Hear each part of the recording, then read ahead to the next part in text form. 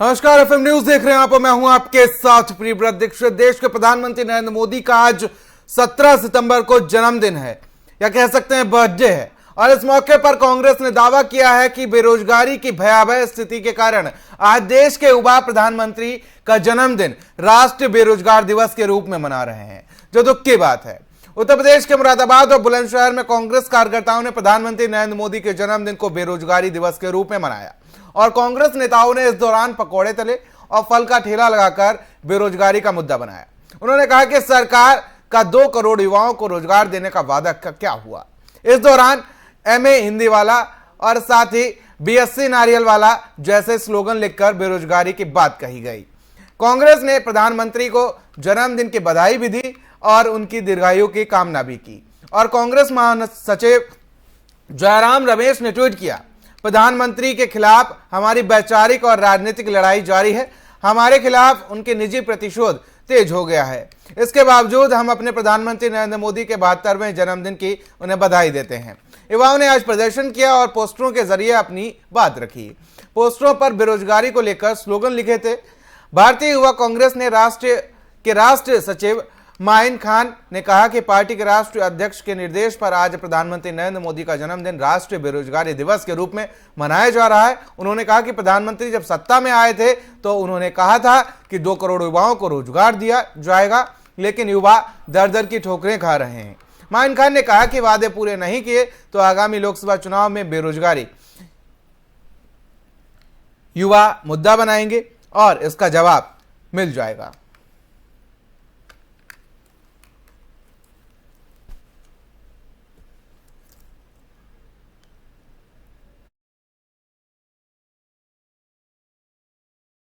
प्रधानमंत्री नरेंद्र मोदी जी को उनके जन्मदिन पर अशेष बधाई और हम उनकी ईश्वर से दीर्घायु और स्वस्थ रहने की कामना करते हैं। लेकिन जब इस देश के युवा प्रधानमंत्री के जन्मदिन को राष्ट्रीय बेरोजगार दिवस मना रहे हैं तो थोड़ा दुख भी होता है और चिंता भी होती है, और होनी लाजमी है, क्योंकि कामकाजी उम्र के 60% लोग विश्व के सबसे युवा राष्ट्र में आज या तो नौकरी कर नहीं रहे हैं या रोजगार ढूंढ नहीं रहे हैं। इस पर चर्चा नहीं करते हैं प्रधानमंत्री की जो 2 करोड़ सालाना रोजगार बनने थे उसके हिसाब से 16 करोड़ नौकरियां बन जानी चाहिए थी, लेकिन नौकरियां मिली हैं सिर्फ 7 लाख लोगों को। वो ये नहीं बताते कि 60 लाख सरकारी पद केंद्र और राज्यों में क्यों खाली पड़े हैं। उनको चिंता रोजगार की है, एक ही व्यक्ति के रोजगार की, और उनका नाम जय शाह जी है, अमित शाह जी के सुपुत्र। वो तो 3 साल बाद रिटायर होने वाले थे बीसीसीआई सचिव के पद से, लेकिन बीसीसीआई का संविधान बदलकर उनको 3 साल रोजगार और मिलेगा। आपके बच्चों को 4 साल के रोजगार के बाद प्रधानमंत्री। तो आज पीएम मोदी का 72वां जन्मदिन मनाया जा रहा है, तो वहीं दूसरी तरफ बेरोजगारी डे मनाया जा रहा है कांग्रेस की तरफ से। कांग्रेस लगातार प्रदर्शन करती हुई नजर आ रही है। प्रधानमंत्री मोदी के जन्मदिन पर कांग्रेस का प्रदर्शन लगातार जारी है और इसको बेरोजगारी डे के रूप में मनाया जा रहा है। एक तरफ कांग्रेस भारत जोड़ो यात्रा निकाल रही है, तो वहीं दूसरी तरफ अगर बात कर लें तो कांग्रेस का आरोप है कि यह सब बीजेपी कांग्रेस की भारत जोड़ो यात्रा से ध्यान भटकाने के लिए कर रही है।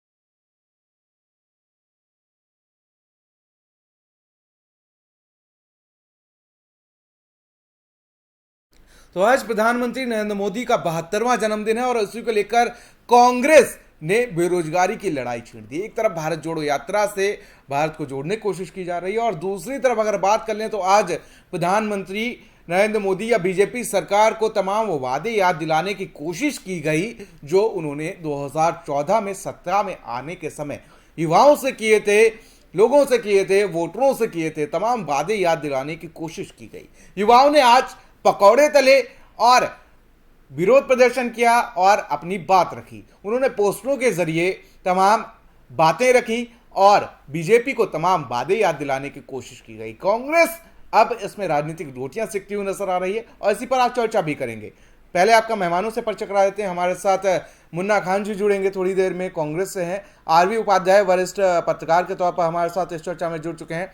साथ ही हमारे साथ सुरेंद्र सिंह बीजेपी से जुड़ चुके हैं। आप दोनों मेहमानों का बहुत बहुत स्वागत है एफएम न्यूज पर।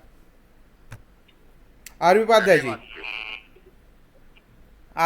जी, शुरुआत मैं इस चर्चा की आपसे करना चाहूंगा। जिस तरीके से आज प्रधानमंत्री नरेंद्र मोदी का जन्मदिन है और दूसरी तरफ कांग्रेस की बात कर ले तो कांग्रेस आज बेरोजगारी दिवस मनाती हुई नजर आ रही है। क्या जो वादे किए गए थे बीजेपी की तरफ से वो पूरे नहीं कर पाई, जिसका आज विरोध देखने को मिल रहा है?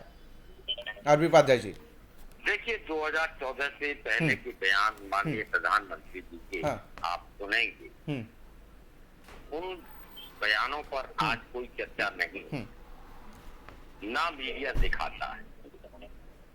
वायदे जो सपने दिखाए गए वो जनता से जुड़े थे, आम आदमी के सारोकार के प्रश्न और उन प्रश्नों को बखूबी माननीय प्रधानमंत्री जी ने एड्रेस किया था।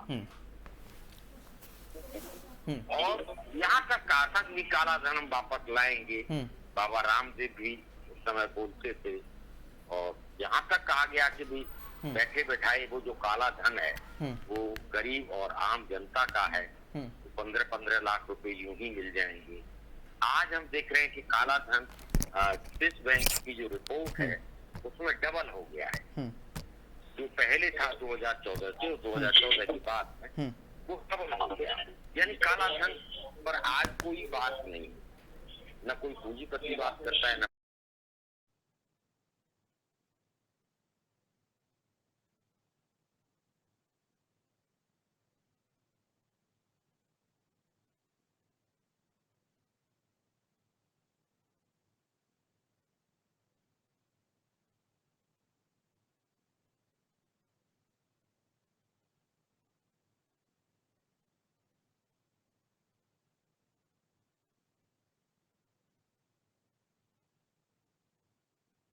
सारोकार। देखिए जनता मानती है पानी, बिजली, शिक्षा, स्वास्थ्य और रोजगार बस इतना सा हो जाए तो बस उसका जीवन यापन है वो आसान हो जाए। आज जद्दोजहद के बाद भी जो आम आदमी है, जो दिहाड़ी मजदूर है, मैं कहता हूँ उसको 400-500 रुपये दिहाड़ी मिलती है। अब वो 3 दिन या 4 दिन दिहाड़ी मिल गई, बाकी 26 दिन खाली बैठा रहे तो वो क्या खाएगा? और मैं नहीं कहता हूँ, देखिए इतने करोड़ लोगों को खाद्यान्न दे रहे हैं और खाद्यान्न क्यों दे रहे हैं आपको पता है?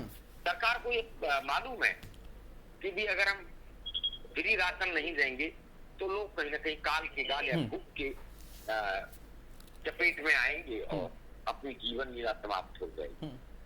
एक अच्छा प्रयास खाद्यान्न देने का रहा और कोरोना के बाद परिस्थितियां और ज्यादा खराब।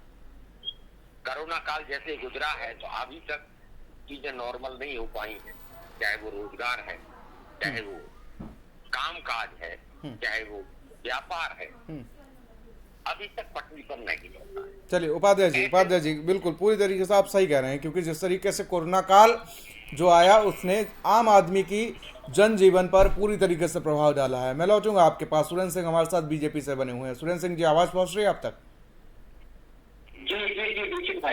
देखिए सुरेंद्र जी, आज प्रधानमंत्री नरेंद्र मोदी का जन्मदिन है। मेरी तरफ से प्रधानमंत्री नरेंद्र मोदी को जन्मदिन की हार्दिक शुभकामनाएं। लेकिन दूसरी तरफ कांग्रेस ने भी बधाई दी है देखा जाए तो, लेकिन तंज भरे स्वर में दी है बधाई। बेरोजगारी डे के रूप में उन्होंने आज मनाया है प्रधानमंत्री नरेंद्र मोदी का जन्मदिन। क्या कहना चाहेंगे इसको लेकर? देखिए सबसे पहली चीज तो भाई मैं ये कहना चाहूंगा कि आदरणीय प्रधानमंत्री मोदी जी 2014 एक दिन भी छुट्टी नहीं ली। इसलिए अपने आप को जीवन अपने आप को जो है समर्पित कर दिया हर चीजों से। लगातार देश के विकास के लिए लगातार जैसा भी देखिए उपाध्याय सर ने कहा, मैं उपाध्याय सर की बातों से सहमत हूँ। सुरेंद्र जी, आपकी आवाज हम तक नहीं पहुंच पा रही है। जो उन्होंने कहा चाहे वो जनधन योजना की बात हो, चाहे बेटी पढ़ाओ। चलिए सर, उन योजनाओं पे बाद में बात करेंगे। आज सर ये बेरोजगारी डे जो मनाया गया है, रोजगार पर बात कर लेते हैं, क्योंकि बीजेपी पर अक्सर ये आरोप लगते हुए नजर आते हैं कि रोजगार पर बीजेपी बात नहीं करती है। इसी पे आ रहा हूँ। जहाँ तक रोजगार की बात रही, आप देखिए चाहे उत्तर प्रदेश हो, चाहे गुजरात हो, चाहे हरियाणा हो, तमाम ऐसी जगह है जहाँ पे भारतीय जनता पार्टी ने अच्छा काम किया। और जहाँ तक कह रहे हैं कि बेरोजगार से धरना प्रदर्शन देने से रोजगार और महंगाई, क्या महंगाई खत्म होगा या रोजगार मिलेगा क्या? जिस चीज पे बहस करनी चाहिए उससे तो ये कांग्रेस के लोग, विपक्ष के लोग बहस करना नहीं चाहते थे। वो देश के जनता को जो है करने की ये बात है। और ये जो भारत जोड़ो यात्रा निकाले हैं, ये भारत यात्रा निकालने की जरूरत पड़ गई है कांग्रेस। कांग्रेस सिर्फ अपनी पार्टी को और अपने परिवार को बचाने के लिए ये सब नाटक कर रही है। बाकी जो है देश की जनता हर एक बातों को समझ रहा है। कांग्रेस ने 8 साल और 6 साल भारतीय जनता पार्टी ने क्या विकास किया वो बताने की जरूरत नहीं है। देश की जनता जो है और हर एक बातों को समझ रहा है और उस विकास के साथ सुरेंद्र जी, मैं लौटूंगा आपके पास। मुन्ना खान जी हमारे साथ इस चर्चा में जुड़ चुके हैं। मुन्ना खान जी, बहुत बहुत स्वागत है आपका FM न्यूज पर। चलिए मुन्ना खान जी, प्रधानमंत्री नरेंद्र मोदी को बधाई तो दी गई है आपकी तरफ से, लेकिन तंज भरे स्वर में दी गई है बेरोजगारी डे के रूप में। मैं जवाब दे दूं प्रियव्रत जी जी। मैं ये कह रहा हूँ, बीजेपी के मित्र अभी हमारे साथ कई डिबेट में बैठे, करीब 30-40 डिबेट में ये बैठे। मैं कहता हूँ इनको थोड़ी सी शर्म और लज्जा भी होनी चाहिए। आपने बेरोजगारी में बात की, वो कंडी काट के दूसरे मुद्दे पे चले गए। मैं ये पूछना चाहता हूँ, आज जो युवा बेरोजगार है, आज ये सरकार जवाब क्यों नहीं दे पा रही? जिस तरीके से आज युवा बेरोजगार है, 45 करोड़ युवा भरोसा छोड़ चुके, उसे नौकरी मिल रही है और देश चरम सीमा पे महंगाई पे है। इस बात पे डिबेट होनी चाहिए। मैं आपका धन्यवाद करता हूँ, दिल के गहराइयों से आपका बहुत बहुत धन्यवाद करता हूँ कि आज आपने बहुत अच्छा मुद्दा उठाया। प्रियव्रत जी, दिल से आपको आज मैं धन्यवाद करता हूँ। चलिए मुन्ना खान जी, अब चर्चा। दूसरी चीज मैं कह रहा हूँ, महंगाई चरम सीमा पे है। गैस सिलेंडर के दाम देख लो, पेट्रोल के दाम देख लो, डीजल के दाम देख लो। उसके बाद आप जो इनकम है लोगों की जो रोजमर्रा की जो जिंदगी है, वो महंगाई के ऊपर उसकी जो कमाई है वो बिल्कुल ध्वस्त है, न के बराबर बच गई है।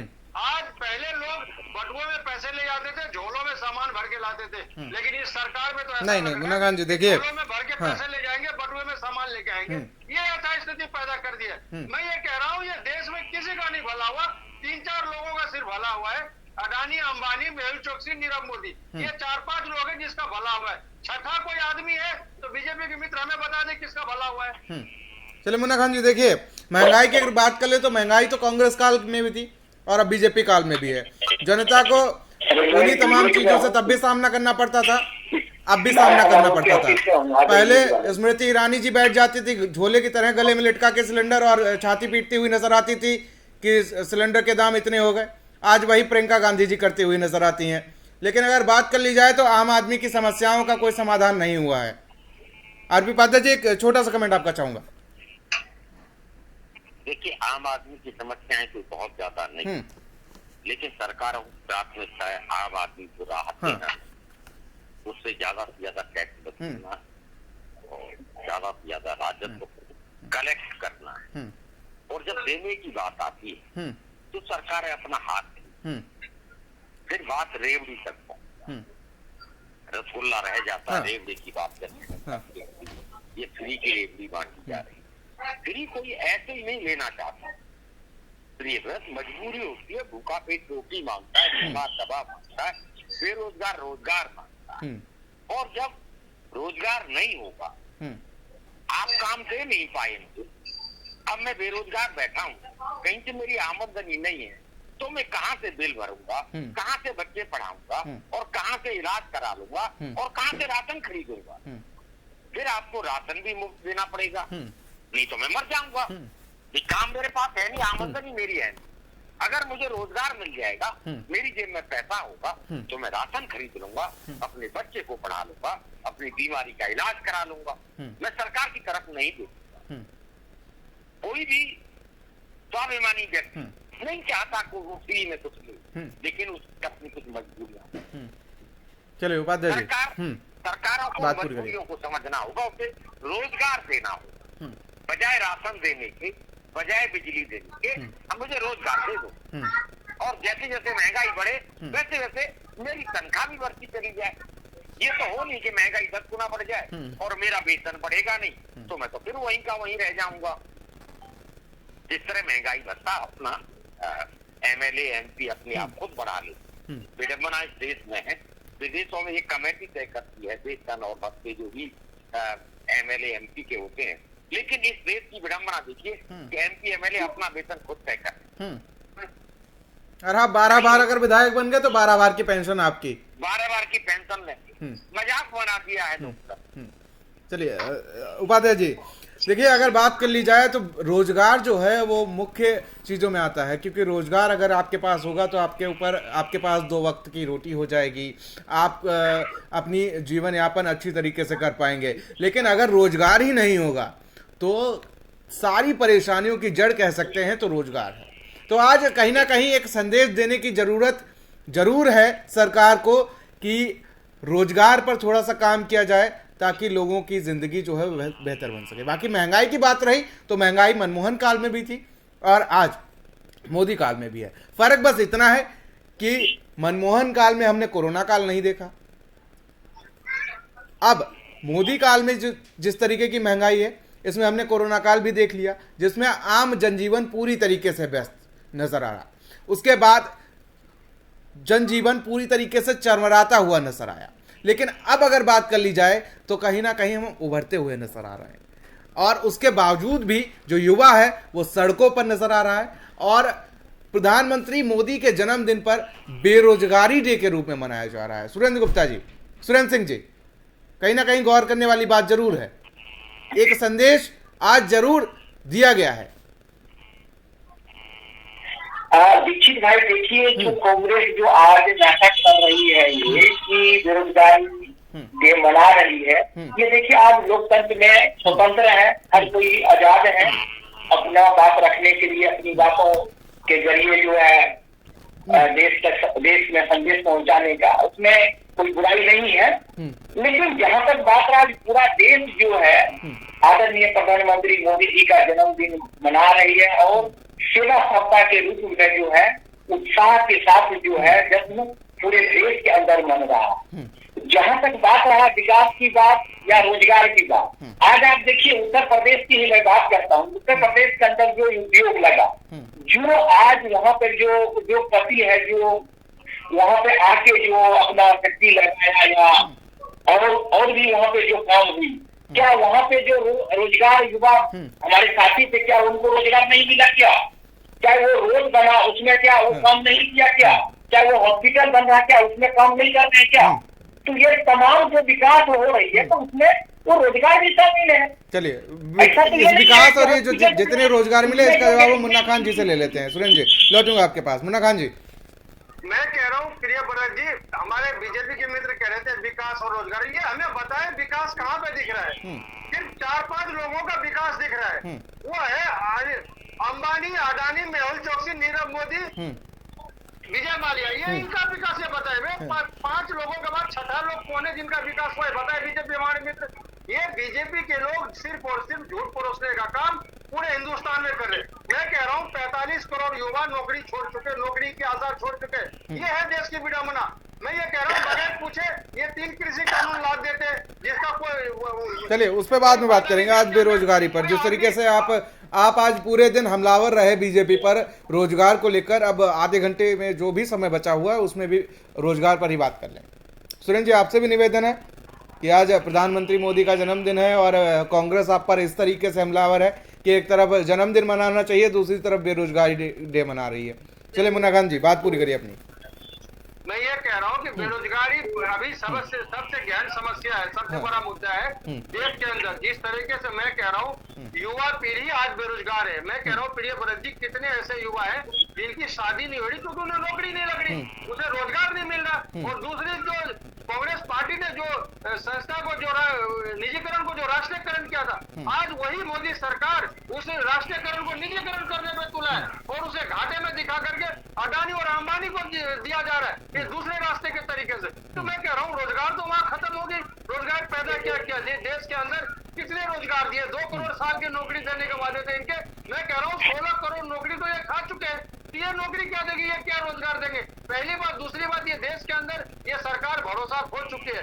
अब युवाओं को भरोसा इस सरकार पे नहीं है, महिलाओं को सरकार पे भरोसा नहीं है, किसान को भरोसा नहीं है, जवान को भरोसा नहीं है। ये सरकार भरोसा खो चुके हैं। सिर्फ 4-5 लोग हैं जिनको इन सरकार पे भरोसा है। वही मैं बताऊंगा बार बार, अडानी, अंबानी, मेहुल चोकसी, नीरव मोदी, इनके द्वारा सरकार चल रही है और ये सरकार चला रहे और इन्हीं को इस सरकार पे भरोसा है। बाकी युवा भी भरोसा छोड़ चुके, महिलाएं भी छोड़ चुके, किसान भी छोड़ चुके। लेकिन मुन्ना खान जी, मुझे लगता है कि कहीं ना कहीं बीजेपी को मौका दिया जा रहा है, क्योंकि अभी कुछ ही दिन हुए हैं, कांग्रेस के अभी जख्म हरे ही होंगे 2022 विधानसभा चुनाव को लेकर। अभी उस पर मरहम लगाने के लिए शायद अगला चुनाव कोई नहीं हुआ है और 4 राज्यों में सरकार बनाई थी। दीक्षित भाई, देखिए अभी मुन्ना खान जी ने कहा जी बेरोजगार हुआ है इस देश के अंदर। अगर कोई बेरोजगार हुआ है तो वो राहुल गांधी जी हुए हैं और प्रियंका गांधी जी हुए हैं। और ये जो युवा आज हमारी टेलीविजन स्क्रीन पर ये जो युवा पॉलिश करते हुए जूते को नजर आ रहे हैं, ये युवा आपकी श्रेणी में नहीं आते क्या? ये युवा उस श्रेणी में नहीं आते हैं या इनको बीजेपी की तरफ से कोई पदाधिकारी बना दिया गया है 150 रुपए प्रतिदिन के दिहाड़ी पर? नहीं, मैं वही तुम्हें बता रहा हूँ। बेरोजगार अगर कोई आज देश के अंदर है तो वो राहुल गांधी जी बेरोजगार है, क्योंकि आज उनको काम नहीं मिल रहा है। क्योंकि आज अभी आपने ही कहा 2022 में, अरे भाई जिसकी 1.5 लाख रुपए सैलरी हो पर मंथ, सांसद हो वो कैसे बेरोजगार हो सकता है? ये कह रहे हैं कि मोदी जी के खिलाफ बेरोजगार आपकी जरूरत जब तो होगी। आप इससे चिंता कीजिए, देश जो यात्रा छोड़ के सुरेंद्र जी, अगर आप राहुल गांधी को बेरोजगार कहते हैं तो ऐसे तो देश का हर युवा चाहेगा कि वो बेरोजगार हो। भाई सांसद है वायनाड से, उनकी लगभग 1.5 लाख रुपए सैलरी होगी। भाई कैसी बात करते हैं आप? ये जो युवा हैं ये भी बेरोजगार हैं, इनके तो रोजी रोटी के भी लाने पड़े होंगे। अब आज के डेट में मैं आपको बता रहा हूँ, राहुल गांधी जी के साथ युवा चलने को तैयार है। युवा को आज प्रधानमंत्री मोदी जी के साथ चलने को तैयार है। देश जिस प्रकार को विकास कर रहा है आज उसके साथ चलने को तैयार है। आप 2014 से लेकर अब तक आप देखिए हमने क्या क्या काम किया। पहले 2 हुआ करते 8 15 देश के अंदर। आज से मेडिकल की बात करूं या रोड की बात करूं। चलिए सुरेंद्र जी, चलिए लौटूंगा, थोड़ा सा समय का भी अभाव है। चलिए सुरेंद्र जी, लौटूंगा, थोड़ा सा समय का अभाव है। एक कमेंट देना चाहूंगा यहाँ पर मैं आरवी उपाध्याय जी से। उपाध्याय जी, देखिए प्रिय सुरेंद्र जी, गांधी चालीसा तो बहुत अच्छा पढ़ लेते हैं। अरे मोदी जी का जन्मदिन है, मोदी चालीसा पढ़े, क्यों आप गांधी चालीसा के चक्कर में पढ़ रहे हैं? आप क्या मानते हैं बेरोजगारी नहीं है? आप राहुल गांधी को बेरोजगार मानते हैं? फिर ये जो फुटपाथ पर बैठे हैं ये कौन है? इनको पहचानते हैं? नहीं पहचानते? ये बीजेपी के कोई मंत्री संतरी लग रहे हैं मुझे, और आप मंडल महामंत्री कर रहे होते हैं। आज तो मोदी जी के जन्मदिन की बधाई दीजिए। आज भी गांधी चालीसा पढ़ रहे हैं। इसके इतर देखिए, महंगाई है, बेरोजगारी है। आपके ना कहने से बेरोजगारी खत्म नहीं हो जाएगी। आपके ना कहने से ये जनता की समस्या है उनका समाधान नहीं हो जाएगा। अगर पाठ ही करना है तो जनता की समस्याओं का पाठ करिए, बेरोजगारी का पाठ करिए, महंगाई का पाठ करिए। आप किसान की आमदनी दुगुनी करने का पाठ करिए, आप हर घर को छत देने का पाठ करिए, आप स्मार्ट सिटी बनाने का पाठ करिए, आप आदर्श गांव बनाने का पाठ करिए। बड़ा अच्छा लगेगा, जनता भी खुश होगी कि सुरेंद्र जी कम से कम जनता की समस्याओं का पाठ कर रहे हैं। जिस चैनल पर चले जाओ, बीजेपी का प्रवक्ता सिवाय गांधी चालीसा का पाठ करने के दूसरी कोई समस्या उसको नजर ही नहीं आती। यानी समय दूंगा। उपाध्याय जी, समस्या है क्या? बात पूरी आप राहुल गांधी को समस्या मानते हैं या जनता की समस्याओं को समस्या मानते हैं? आप राहुल गांधी, प्रियंका गांधी और उससे इधर कुछ सोचते ही नहीं है, न इससे उधर कुछ बोल पाते हैं। घूम फिर के वही राहुल गांधी, वही प्रियंका गांधी। अरे भाई, इसके अलावा भी मुद्दे पर बात हो रही है बेरोजगारी पर। बेरोजगारी के आंकड़े दीजिए। सड़क में अब रोजगार नहीं रहा है, सड़कें मशीन से बनती हैं। जहाँ सड़क बन रही हो, सुरेंद्र जी जाके देखिए, पहले 100-200 आदमी नजर आता था सड़क पर। कोई मिट्टी पीट रहा है, कोई मिट्टी ठोक रहा है, कोई कुछ कर रहा है। आज तो 5 आदमी नजर नहीं आते यहाँ सड़क बन रही हो। उसमें पानी छिड़कने के लिए भी सुरेंद्र जी अब तो मशीनें आ गई हैं। मशीनें आ गई हैं और आप कह रहे हैं कि रोड बनाने में रोजगार खत्म हो गया। अरे भाई, रोजगार है कहाँ पर, वो दिखा दो। वही तो जनता देखना चाहती है। जनता मांग क्या रही है? रोजगार। और जब आप रोजगार दे देंगे तो फ्री राशन नहीं देना पड़ेगा, फ्री वैक्सीन की जरूरत नहीं पड़ेगी। मेरी जेब में पैसा होगा, मैं अपना इलाज भी करा लूंगा और मैं राशन भी खरीद लूंगा, अपने बच्चे भी पढ़ा लूंगा। रोजगार ही तो मांग रहे हैं। और मांग क्या रहे? और रोजगार आएगा कहां से? फैक्ट्रियां बंद पड़ी, आयात 2 रुपए का है और निर्यात 1 रुपए का है। यानी जो हम निर्यात करते हैं उससे ज्यादा हम खरीदते हैं। हम ग्राहक हैं, हम जिस देश में जाते हैं वहीं से कुछ खरीद के ले आते हैं और हम बड़े खुश होते हैं, हमारा बहुत सम्मान हुआ। अरे किसी दुकान पर ग्राहक चला जाएगा तो लाला दुकानदार पानी भी पिलाता है, नमस्कार भी करता है, एसी में बैठाता है, पूरा सत्कार करता है, क्योंकि मैं उसका ग्राहक हूं। और हम बड़े खुश होते हैं ग्राहक बनकर। हम बेच के आते हैं, हम विदेश में गए कुछ बेच के आए। आज कॉमर्शलाइजेशन हो चुका है। जो भी राष्ट्र है, जो भी राष्ट्र अध्यक्ष है, वो जहां भी जाते हैं कुछ न कुछ बेच के आते हैं। चलिए उपाध्याय जी, थोड़ा सा समय का अभाव है, कम शब्दों में अपनी बात को पूरी करिए। जी उपाध्याय जी, थोड़ा सा समय का अभाव है, एक फाइनल कमेंट के तौर पर अपनी बात को पूरी करिए। देखिए, रोजगार एक मूलभूत आवश्यकता है और रोजगार पर सरकारों को सोचना चाहिए। ये नहीं है कोई पकौड़े तलने से रोजगार खत्म, सारे पकौड़े तलेंगे तो खाएगा कौन, कौन खरीदेगा? बिल्कुल, कहीं ना कहीं इसको बीजेपी को इस चीज पर मंथन जरूर करना चाहिए कि आखिर आज प्रधानमंत्री मोदी के जन्मदिन पर आखिर ये युवा सड़कों पर क्यों निकले और बेरोजगारी डे क्यों मनाते हुए नजर आए। सुरेंद्र जी, एक कमेंट, फाइनल कमेंट आपका लेना चाहूंगा और उसके बाद मुनाज खान जी एक आपका कमेंट भी। चलिए सुरेंद्र जी। देखिए, उपाध्याय साहब का मैं बहुत इज्जत करता हूँ, लेकिन जहाँ तक इन्होंने कहा कि राहुल गांधी, देखिए राहुल गांधी बेरोजगार इसलिए मैंने कहा। चलिए ठीक है, 10 सेकंड में अपनी बात पूरी करिएगा क्योंकि डिबेट को बाइंड ब्रेक करना है। चलिए मैं वही कह रहा हूँ ना, तो राहुल गांधी जी आज भारत यात्रा जो निकाले हैं, कि लेके उनको चाहिए था, जो महंगाई है वो बात को लेके आना चाहिए था, लेकिन अपने परिवार को बचाने के लिए और सिर्फ अपना। चलिए सुरेंद्र जी, थोड़ा सा समय का अभाव है, मैं माफी का साथ आपको रोकना चाहूंगा। मुन्ना खान जी, 10 सेकंड आपके पास, 10 सेकंड में बात पूरी करिएगा जरा, क्योंकि समय का थोड़ा सा अभाव है। मैं कह रहा हूँ प्रियव्रत दीक्षित जी, आज मूलभूत समस्या जो वो है बेरोजगारी, जिस तरीके से लोगों के दिमाग में चढ़ा हुआ है, और ये बेरोजगारी जो अभी युवाओं के दिमाग में बात बैठ गई है, मैं कहता हूँ जब युवाओं के बात दिमाग में बैठ गई, आप ये समझ लेना ये सरकार की तो अब विनाश यहाँ से शुरू है, क्योंकि बात युवाओं तक पहुंच चुकी है। जिस तरीके से युवाओं के साथ लुभावने वादे किए थे। 2 करोड़ साल की नौकरियों के वादे थे बीजेपी सरकार के, और 8-9 साल गुजरने के बाद 18-19 करोड़ नौकरियां ये खा के बैठे, और राष्ट्रीयकरण जो संस्था है उसको ये निजीकरण करने में तुले। तो मैं समझता हूँ ये बहुत ही मेन गहन समस्या है देश के अंदर और युवाओं का। चलिए मुन्ना खान जी, चलिए सुरेंद्र जी, थोड़ा सा समय का अभाव है, घड़ी हमें इजाजत नहीं दे रही है। फिलहाल आप तीनों का इस खास चर्चा में जुड़ने के लिए बहुत बहुत शुक्रिया। मुन्ना खान जी आपका भी बहुत शुक्रिया, सुरेंद्र जी आपका भी, और आरबी उपाध्याय जी आपने अपना कीमती वक्त दिया, आपका बहुत बहुत शुक्रिया।